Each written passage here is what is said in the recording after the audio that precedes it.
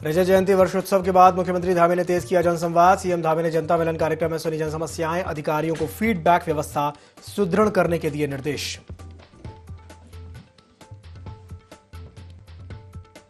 Single window system और film नीति से उत्तराखंड की हो रही सराहना। राज्य की नीति से फिल्म निर्माण को मिल रहा बढ़ावा, निर्माता भी कर रहे उत्तराखंड सरकार की तारीफ।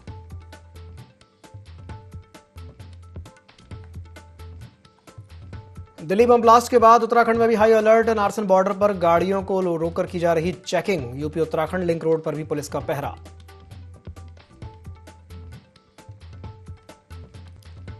ज्योतिर्मठ के सीमांत धौली गंगा घाटी में नहीं थम रहा भालू का आतंक। अब घरों तक आ पहुंचा भालू। जान जोखिम में डालकर आवाजाही करने को मजबूर लोग।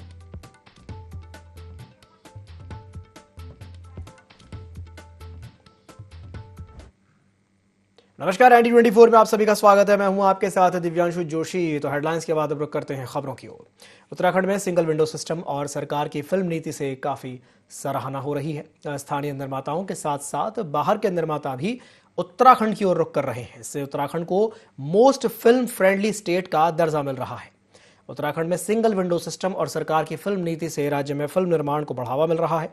इस नीति के तहत फिल्म निर्माताओं को शूटिंग के लिए अनुमति प्राप्त करने में आसानी हो रही है, जिससे ज्यादा से ज्यादा फिल्में और वेब सीरीज उत्तराखंड में ही शूट हो रही हैं।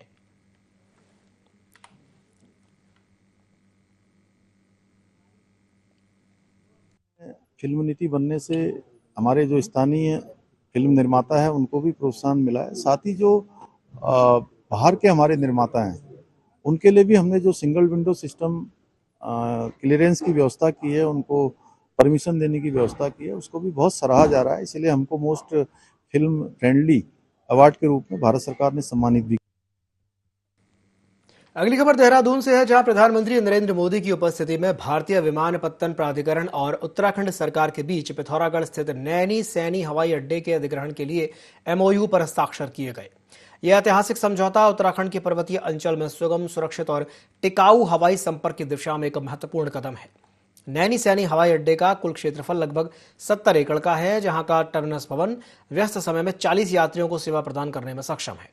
साथ ही एप्रन एक समय में 2 विमानों को समायोजित करने की सुविधा से सुसज्जित है। इस अधिग्रहण से हवाई अड्डे के मौजूदा बुनियादी ढांचे के उन्नयन, परिचालन मानकों का सुव्यवस्थित प्रबंधन और उत्तराखंड की क्षेत्रीय कनेक्टिविटी में उल्लेखनीय सुधार होगा।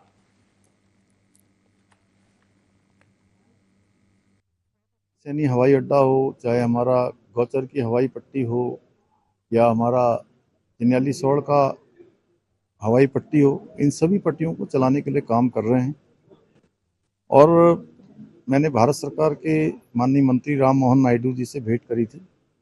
उनसे मैंने अनुरोध किया था कि हमारे ये जो छोटी हवाई पट्टियां हैं उनमें छोटे विमान हमारे यहाँ संचालित किए जाएं। तो उस क्रम में पहले चरण में हमको नैनी सैनी हवाई अड्डे को भारत का जो हमारा नागरिक उड्डयन मंत्रालय है उनके साथ कल हमारा प्रधानमंत्री जी की उपस्थिति में समझौता हुआ है। अब वो उसका संचालन वो करेंगे। उनके संचालन करने से हमको और सेवाएं मिलेंगी और इन सीमांत क्षेत्रों में सेवा मिलने से, क्योंकि आज आदि कैलाश क्षेत्र में काफ़ी बड़ी संख्या में हमारे श्रद्धालुओं का, तीर्थयात्रियों का आना जाना हो गया है, उनको सुविधा मिलेगी। पंचाचूली है, उसके आसपास हमारा मिलम ग्लेशियर है, मुंशियारी का क्षेत्र है, चौकोड़ी का क्षेत्र है। उन सभी क्षेत्रों में लोग आसानी से जा पाएंगे, अच्छे स्थानों का भ्रमण कर पाएंगे, उनको भी सुविधा होगी और राज्य में पर्यटन भी बढ़ेगा, लोगों का रोजगार भी बढ़ेगा, उनको अनेक रोजगार के अवसर भी उनको मिलेंगे। उत्तराखंड राज्य गठन के 25 साल पूरे होने पर राज्य सरकार के द्वारा मुख्य कार्यक्रम देहरादून के FRI के प्रांगण में आयोजित किया गया। इस कार्यक्रम में देश के प्रधानमंत्री नरेंद्र मोदी ने भी शिरकत की और प्रधानमंत्री के द्वारा कई योजनाओं का शिलान्यास और लोकार्पण राज्य हित में किया गया। लेकिन प्रदेश कांग्रेस प्रधानमंत्री की इन घोषणाओं से नाखुश होती नजर आ रही है। प्रदेश कांग्रेस के उपाध्यक्ष सूर्यकांत धस्माना का कहना है कि प्रदेश की आपदाओं के बाद पीड़ित लोगों की बहुत सी आशाएं मोदी जी से थी, लेकिन उनकी उम्मीदों पर पानी फेरा गया। साथ ही युवाओं के रोजगार, महिलाओं के सशक्तिकरण को लेकर कोई पैकेज प्रदान नहीं किया गया। रजत जयंती का कार्यक्रम केवल बीजेपी का कार्यक्रम, मोदी को दौरे को केवल जुमलेबाजी और पुरानी घोषणाओं को नई योजनाओं में शामिल किया जाना जैसी बातों को लेकर कांग्रेस ने राज्य सरकार पर निशाना साधा है।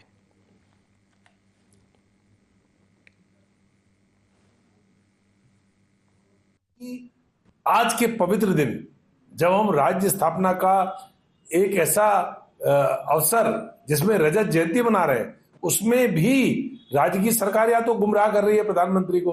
अरे भाई, जो परियोजनाएं पहले से चल रही हैं, जिनके लिए बजट एलोकेशन पहले से ही हो रखा है, उनको भी अगर आप दोबारा से इस प्रकार से अगर घोषणा करेंगे तो मैं समझता हूं, अगर लोग आपको जुमलेबाज कह रहे हैं तो उसमें कोई गुरेज नहीं है। ये भारतीय जनता पार्टी का कार्यक्रम थोड़ी था भाई, ये तो राज्य की रजत जयंती का अवसर था, सरकार का पैसा इसमें खर्च हो रहा था। आपने एक भी विपक्षी पार्टी के लोगों को नहीं बुलाया। आज 2.25 लाख महिलाएं लखपति दीदी हमारे प्रदेश में बनी है। सेल्फ हेल्प ग्रुप के माध्यम से उनके प्रोडक्ट आज 7 स्टार होटल्स में और एक्सपोर्ट हो रहे हैं। हिमालयाज बनाया गया है उनकी मार्केटिंग के लिए, हिमालयाज हाउस। इस माध्यम से महिलाओं का सशक्तिकरण हो रहा है। 30% क्षैतिज आरक्षण उनको नौकरियों में दिया है। तो कांग्रेस बताए उसने क्या किया कभी किया? जो कह रहे हैं कि ये 2 यूपीए की योजनाएं हैं, तो वो योजना बताएं किस यूपीए की योजना का शिलान्यास हुआ था। क्योंकि कल जो उन्होंने किया है, या तो होने वाली योजनाओं का शिलान्यास किया है, या जो योजनाएं पूरी होगी उसका लोकार्पण किया है। यूपीए की सरकार की कौन सी योजना ऐसी है जिसका यूपीए में पूरी हो गई थी और लोकार्पण मोदी जी ने किया है? झूठ की राजनीति अब नहीं चलती है। यूपीए के जिस समय यहाँ हरीश रावत जी की सरकार थी, तब प्रधानमंत्री नरेंद्र मोदी जी यहाँ आए थे और ऑल वेदर रोड का उन्होंने शिलान्यास किया था। तो बहुत पीछे छूट गए हैं वो। 2 लाख करोड़ की परियोजनाएं चल रही है। इसलिए केवल वक्तव्य देकर के जनता को भ्रमित करना ये अब चलता नहीं है। जनता सब रजत जयंती वर्षोत्सव के आयोजन के बाद मुख्यमंत्री पुष्कर सिंह धामी ने जनसंवाद को तेज कर दिया है और इसी क्रम में उन्होंने मुख्यमंत्री कैंप कार्यालय स्थित मुख्य सेवक सदन में आयोजित जनता मिलन कार्यक्रम में प्रदेश भर से आए लोगों की समस्याएं और शिकायतें सुनी। मुख्यमंत्री ने इस मौके पर अधिकारियों को निर्देशित किया कि जनता से प्राप्त शिकायतों और मांगों पर त्वरित कार्रवाई सुनिश्चित करने के साथ ही नियमित फीडबैक भी लिया जाए। उन्होंने कहा कि इस मौके को हमें प्रशासन को जनता के और करीब ले जाने के रूप में इस्तेमाल करना होगा। साथ ही कहा कि सरकार का लक्ष्य जन समस्याओं का समयबद्ध और संतोषजनक निस्तारण करना है। इसके लिए प्रत्येक विभाग को जिम्मेदारी पूर्वक कार्य करते हुए जन अपेक्षाओं के अनुरूप सक्रिय और संवेदनशील व्यवहार अपनाना होगा।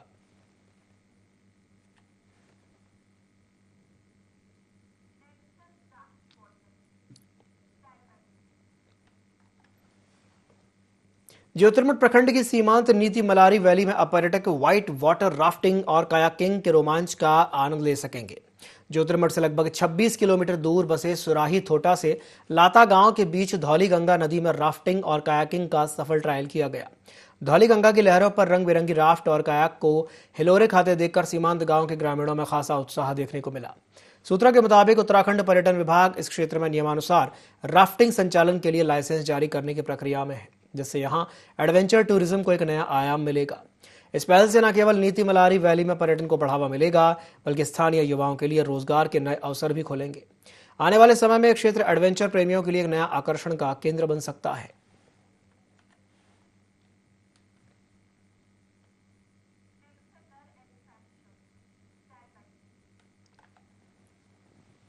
खटीमा रेंज में लगभग 5 महीने के एक नर हाथी के बच्चे का शव मिलने से वन विभाग में हड़कंप मच गया। शव कुछ दिन पुराना प्रतीत हो रहा है और जंगली जानवरों ने उसके शरीर को आंशिक रूप से नुकसान पहुंचाया है। प्रथम दृष्टया अनुमान है कि हाथी के बच्चे की मौत किसी जंगली जानवर के साथ संघर्ष में हुई होगी। मौके पर पहुंचे वन अधिकारियों ने पशु चिकित्सकों के एक पैनल से पोस्टमार्टम कराया। विभाग ने मामले की जांच शुरू कर दी है और अन्य आवश्यक कार्रवाई की जा रही है। एसडीओ संचिता वर्मा ने बताया कि पशु चिकित्सा अधिकारियों और अन्य विभागीय अधिकारियों की मौजूदगी में हाथी के बच्चे का अंतिम संस्कार किया गया है।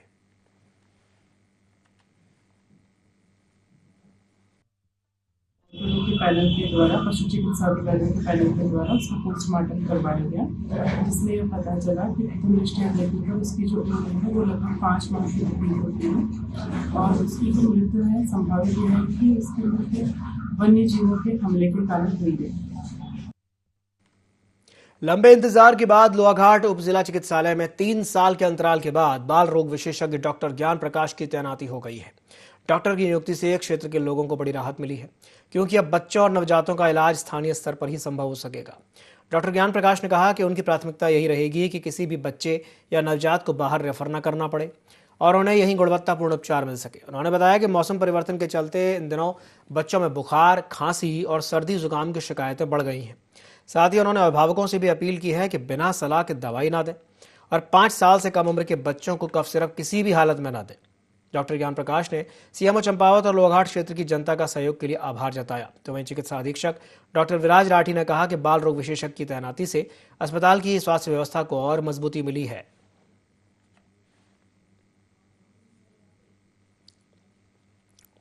जैसा कि सबको पता है कि मैंने पहले भी यहाँ अपनी सेवाएं 4 साल तक दे दिया था और लोग हमारी सुविधा से काफ़ी संतुष्ट थे। और अभी बीच में 2 साल के लिए पीजी करने श्रीनगर मेडिकल कॉलेज में चला गया था, क्योंकि पीडियाट्रिशियन के पोस्ट पर सीएमओ साहब ने फिर से हमें लोहाघाट अस्पताल में ही ज्वाइनिंग दे दी है और हमें यहाँ लोगों का ढेर सारा प्यार मिल रहा है। इससे हम यहाँ की जनता का ढेर सारा आभार व्यक्त करना चाहते हैं कि हमें इनके द्वारा ये मोटिवेशन मिला कि अगर मुझे कोई पहाड़ का अस्पताल मिले तो मुझे लोहाघाट ही मिले। और आजकल की जैसे यहाँ पे ढेर बच्चों की संख्या ज़्यादा है, स्कूल भी ढेर सारे हैं लोहाघाट क्षेत्र में, तो मौसम बदलने के साथ साथ में बच्चों में खांसी, जुकाम और ठंड लगने की पेशेंट ज़्यादा आ रहे हैं, पर मैक्सिमम बच्चे तो अभी तक हमारे यहाँ ठीक हो जा रहे हैं। प्रयास करेंगे कि जो भी हमारे उपलब्ध संसाधनों में जितनी ज़्यादा सुविधाएं हो सकती है, मैक्सिमम चीज़ें हम अपने अस्पताल में ही केयर देने का प्रयास करेंगे। और साथ के साथ गायनेकोलॉजिस्ट हैं, तो हमारे जो ऑपरेशन होते हैं तो हम ये प्रयास करेंगे कि जो बच्चों के कारण जो जटिल ऑपरेशन होने के कारण उनको रेफर करना पड़ता था, तो वो भी मैक्सिमम सुविधाएं हम अपने अस्पताल में देने का प्रयास करेंगे। केवल उन्हीं को रेफर किया जाएगा जिनमें बिल्कुल जरूरी होगी, जिनको आगे जाने की ही जरूरत है। अदरवाइज मैक्सिमम हम प्रयास करेंगे कि लोहाघाट अस्पताल में ही ठीक कर लें और जिससे कि यहाँ के लोगों को मैक्सिमम लाभ दे पाएँ। 2021 के बाद जब से डॉक्टर अंकुश बाटला यहाँ से गए हैं, उसके बाद से हमारे पास बाल रोग विशेषज्ञ नहीं थे। उसके बाद डॉक्टर ज्ञान प्रकाश शर्मा पीजी करने के लिए गए थे और उन्होंने यहाँ पे आके ज्वाइन कर लिया है और वो सभी बच्चों को, डिलीवरी वाले भी बच्चों को और ऑपरेशन के बाद भी होने वाले बच्चों को, सभी को बहुत अच्छे से देख रहे हैं और लोहाघाट की जनता को बहुत इससे आराम मिला है। और जब से डॉक्टर साहब आए तो भीड़ रह रही है सभी बच्चों का यहीं पे पूरा। अभी तक हमने कोई रेफर भी नहीं किया, सारा का सारा इलाज यहीं पे हमारे हॉस्पिटल में बहुत अच्छे से हो रहा है। ग्राम सभा बड़कोट के दुजियावाला क्षेत्र में स्वजल विभाग की ओर से लाखों की लागत से बनाया गया गोबर गैस प्लांट कुछ ही दिनों की कार्यप्रणाली के बाद बंद हो गया। इस प्लांट से लगभग 10 परिवारों को गैस कनेक्शन दिए गए थे, लेकिन उपभोक्ताओं का कहना है कि केवल शुरुआती कुछ दिनों तक ही गैस मिल पाई। अब कई दिनों से सप्लाई पूरी तरह से बंद है। स्थानीय लोगों का आरोप है कि प्लांट का उचित रखरखाव नहीं किया जा रहा, जिसके चलते समय पर टैंक में गोबर नहीं डाला जाता और गैस निर्माण रुक जाता है। इससे सरकारी धन के दुरुपयोग को लेकर भी सवाल उठने लगे हैं। तो वहीं ग्राम प्रधान दीक्षा भट्ट ने बताया कि इस प्लांट का निर्माण पिछले प्रधान के कार्यकाल में हुआ था। उन्होंने कहा कि जल्द ही एक समिति बनाकर रखरखाव की व्यवस्था सुनिश्चित की जाएगी ताकि प्लांट को दोबारा चालू किया जा सके।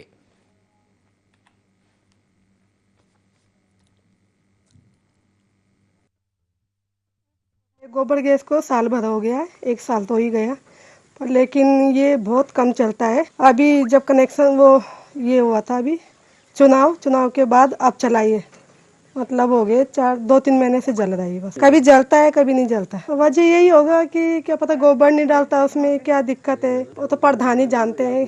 प्रधान नए प्रधान बने जो ना, उन्हें देखना चाहिए काम को। लगाने का तो फायदा तो हुआ ही है थोड़ा बहुत। पिछले साल तो ठीक ही जला, गर्मी में थोड़ा ठीक ही जला, पर लेकिन इस जब से चुनाव लड़े उसके बाद दिक्कत हुई, थोड़ा ना कम जला। बहुत फायदा तो नहीं हुआ, मतलब फिलहाल तो मैं जितने दिनों से आ रही है ना, यहाँ पे गोबर गैस मतलब चलता नहीं है, बहुत कम चलता है। जो ये कलेक्शन लगा है ना गोबर गैस का, यहाँ पे मतलब बहुत कम फायदा हुआ है। मैंने कहा हम इसका 500 रुपये किराए भरते, मतलब 500 रुपये देते, पापा जी और बताते ना। उसके बाद तो मैं जितने दिन यहाँ रहे, मतलब उतने दिन तक यहाँ गोबर गैस चला ही नहीं है। थोड़ा सा चलता है, उसके बाद अपना आप ही ऑटोमेटिक बंद हो जाता है। हमारे द्वारा उस पर 2-3 बार गोबर भी डलवाया गया, लेकिन अब हमारी नई समिति बनेगी, नई समिति का गठन होगा, उस पर तब पूरा कार्य किया जाएगा, तब लोगों को प्रॉपर गैस मिल जाएगी। ये 2024-25 में पूरे प्रधान जी के नेतृत्व में बना था, बाकी अभी तो अब देखते हैं। सीमांत धौली गंगा घाटी में भालुओं का आतंक थमने का नाम नहीं ले रहा है। जुमे से लेकर के जोशीमठ तक भालुओं के द्वारा किसानों की फसलों और मवेशियों को भारी नुकसान पहुंचाया जा रहा है। अब तो स्थिति यह है कि भालू नगर क्षेत्र में भी घुसने लगे हैं, जिससे स्थानीय लोग दहशत में हैं। साय ढलते ही भालू जोशीमठ नगर के डांडो, मनोहरबाग, सुनील, नोक, पुनगेर, रविग्राम और सिंहधार वार्डों में धमाचौकड़ी मचा रहे हैं। तड़के मॉर्निंग वॉक पर जाने वालों को भी खतरे का डर सताने लगा है। अभी हाल ही में सुनील क्षेत्र में भालू ने एक बैल को मार डाला, तो वहीं डांडो गांव में एक भालू 2 मंजिला मकान तक पहुंच गया। हालांकि ग्रामीणों ने शोर मचाकर उसे भगाने में सफलता पाई, लेकिन घटना से क्षेत्र में अफरा तफरी मच गई। स्थानीय लोगों का आरोप है कि नंदा देवी राष्ट्रीय पार्क प्रशासन भालुओं को आबादी वाले इलाकों से बाहर निकालने में पूरी तरह से विफल साबित हो रहा है। क्यूआरटी टीम और पटाखों के इस्तेमाल का भी कोई असर नहीं दिख रहा है। लोगों ने नगर क्षेत्र के जनप्रतिनिधियों की निष्क्रियता पर भी नाराजगी जताई है।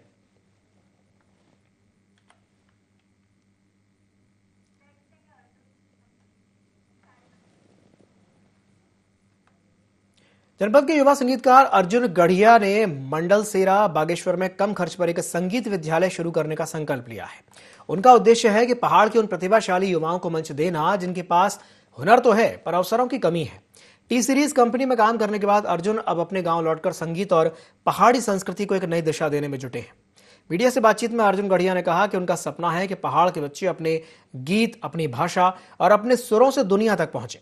विद्यालय के उद्घाटन समारोह में श्रमजीवी पत्रकार यूनियन बागेश्वर के जिलाध्यक्ष किशन सिंह मलड़ा ने भी शिरकत की और इस पहल को युवा शक्ति और पहाड़ी संस्कृति के संगम की मिसाल बताया।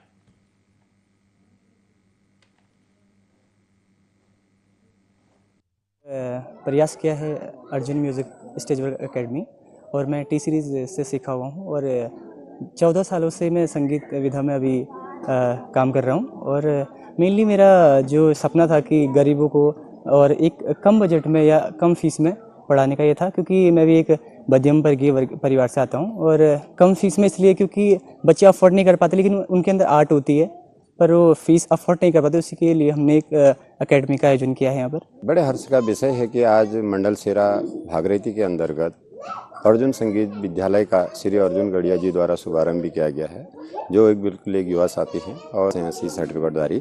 उन्होंने ऐसी प्रेरणा अपने समाज से और अपने उससे ली है कि वो चाहते हैं कि किसी भी तरह से हम अपने बोली, भाषा, संस्कृति के साथ प्रकृति के संरक्षण में जो संगीत की महिमा है उसे सजोए हुए हैं और विविध जो आयाम है, जो हमारी अपनी पुरानी कुमाऊनी जो हमारे गाने हैं, उनको आज उन्होंने इस प्रकार से रिमिक्स करके कर रखा है कि हम उन्हें कह सकते हैं कि हम मॉडर्न जमाने के आधार पर उसे प्रस्तुत कर सकते हैं। लंढौरा में जन अधिकार पार्टी का एक नया कार्यालय राष्ट्रीय अध्यक्ष आजाद अली के कर कमलों से उद्घाटित किया गया। इस अवसर पर क्षेत्र भर से सैकड़ों कार्यकर्ता और समर्थक बड़ी संख्या में मौजूद रहे। कार्यक्रम की मेजबानी मुरसलीन राणा ने की, जिनके निवास पर कार्यालय की स्थापना की गई है। इस मौके पर आजाद अली ने कहा कि जन अधिकार पार्टी समाज के हर तबके की आवाज उठाने और जनता के अधिकारों की लड़ाई लड़ने के लिए प्रतिबद्ध है। उन्होंने पार्टी संगठन को बूथ स्तर तक मजबूत करने का आह्वान किया। कार्यक्रम में पार्टी के पदाधिकारी, कार्यकर्ता और स्थानीय नागरिकों ने भी बढ़ चढ़कर हिस्सा लिया। उद्घाटन समारोह के दौरान कार्यकर्ताओं में जोश और उत्साह का माहौल देखने को मिला।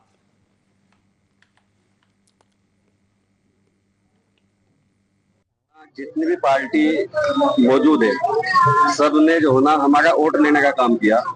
किसी ने हमारा कभी कोई साथ नहीं दिया। साहब ने जो ये पार्टी खड़ी की, इसलिए खड़ी की कि हमारी क़यादत खड़ी हो जाए और इसमें जो है ना हर आदमी जुड़ रहा, हिंदू मुस्लिम सब साथ में मिलकर चलना चाह रहे थे। हरिद्वार जिला एक बदलाव मांग रहा था। लगातार तीसरे विकल्प के रूप में जो तीसरा विकल्प कोई बन नहीं पाया था। भाजपा कांग्रेस एक ही सिक्के के दो पहलू हैं और जन अधिकार पार्टी एक ऐसी पार्टी है जो 36 बिरादरियों को साथ लेके चल रही है और सिर्फ जनहित के मुद्दों के साथ में काम कर रही है। लगातार एक ही धर्म के नहीं, अलग अलग धर्मों के लोग हमारे साथ जुड़ रहे हैं और जो हमारी पार्टी को बढ़ चढ़ के बहुत समर्थन मिल रहा है जनता का।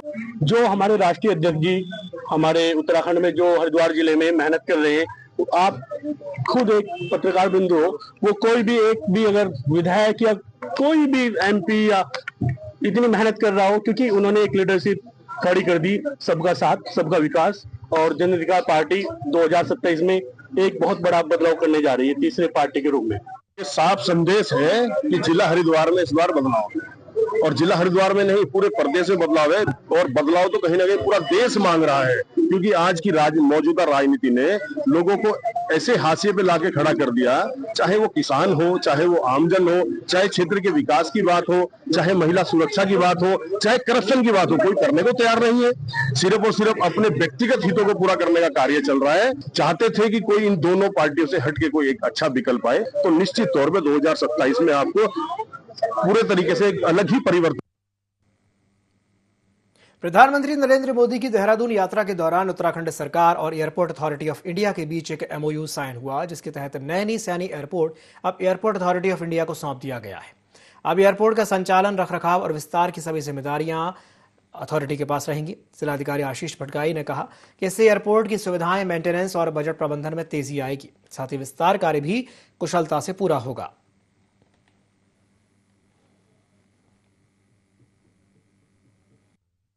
हमारा जो एयर स्ट्रिप है इसमें जो भी फैसिलिटीज़ थी उसकी जो सुविधाएं हैं उसमें बढ़ोतरी होगी। एयर स्ट्रिप का जो है अपग्रेडेशन भी जो है और अच्छे तरीके से अब हो पाएगा। और इसमें जो कंट्रोलिंग अथॉरिटीज़ होती हैं जैसे director general of civil aviation होता है और bureau of civil aviation security BCAS होते हैं, तो उनके भी जो नॉर्म्स होते हैं उनको और अच्छे से इसमें इम्प्लीमेंटेशन इनका किया जाएगा और पूरी जो फंक्शनिंग होगी इसकी एयरपोर्ट की और प्रोफेशनल वे में की जा सकेगी। तो एक अच्छा वेलकमिंग स्टेप रहेगा डिस्ट्रिक्ट के लिए और स्टेट के लिए।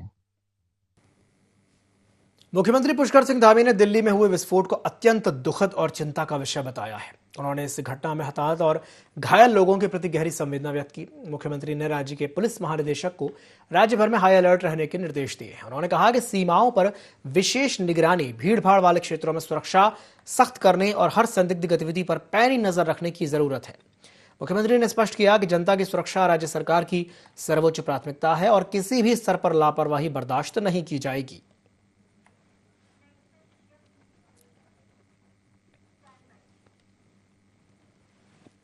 खबर देहरादून से है, जहां मुख्यमंत्री पुष्कर सिंह धामी से विधायकों की मुलाकात का सिलसिला लगातार जारी है। सीएम धामी ने मुख्यमंत्री आवास में डोईवाला विधानसभा क्षेत्र से विधायक ब्रजभूषण गैरोला से शिष्टाचार भेंट की। इस दौरान विधायक डॉक्टर बिष्ट ने मुख्यमंत्री को अपने क्षेत्र से संबंधित विभिन्न जन समस्याओं, विकास कार्यों और स्थानीय आवश्यकताओं से अवगत कराया। सीएम धामी ने कहा कि राज्य सरकार जनभावनाओं के अनुरूप त्वरित और पारदर्शी कार्यप्रणाली के लिए प्रतिबद्ध है। मुख्यमंत्री ने विधायक की सभी प्रमुख मांगों पर सकारात्मक दृष्टिकोण अपनाने और संबंधित विभागों को उचित और शीघ्र कार्रवाई के निर्देश देने की बात कही।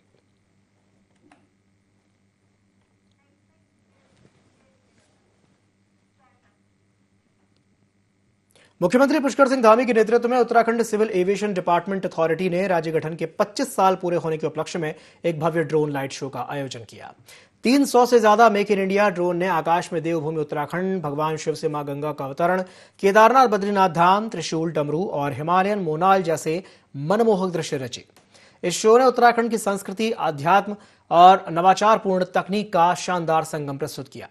यूकाडा के एडिशनल CEO SL टोलिया ने इसे राज्य की परंपरा और तकनीक के मेल का प्रतीक बताया।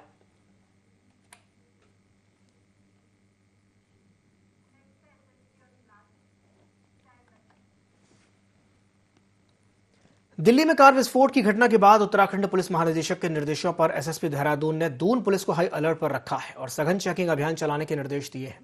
वरिष्ठ पुलिस अधीक्षक देहरादून खुद रेलवे स्टेशन पहुंचे, जहां उन्होंने डॉग स्क्वाड और BDS टीम के द्वारा की जा रही चेकिंग का निरीक्षण किया और सुरक्षा व्यवस्था को लेकर आवश्यक दिशा निर्देश दिए। इसके साथ ही SSP ने पुलिस अधीक्षक नगर के साथ शहर के महत्वपूर्ण स्थलों पर सघन जांच सुनिश्चित की। जनपद के अन्य राजपत्रित अधिकारी भी अपने अपने क्षेत्रों में मौजूद रहकर पुलिस चेकिंग की निगरानी कर रहे हैं।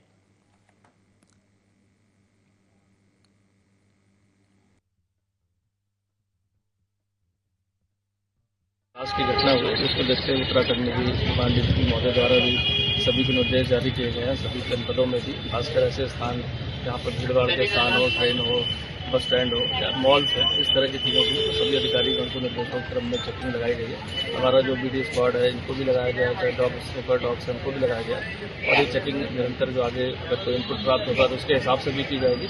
और ऐसी कोई भी संदिग्धता जो देखने को मिलती है, खासकर ऐसी जब बड़ी घटनाक्रम होता है तो उसको देखते हुए भी पुलिस को हाई अलर्ट पर रखा गया और खासकर जो बाहर के नंबर की गाड़ियाँ हैं या बहुत लंबे समय से कहीं यहाँ पार्किंग में खड़ी हैं या SBT के पास खड़ी है या मॉल के पास खड़ी है तो उसको विशेष फोकस लेकर उसकी चेकिंग के लिए सभी को निर्देश जारी।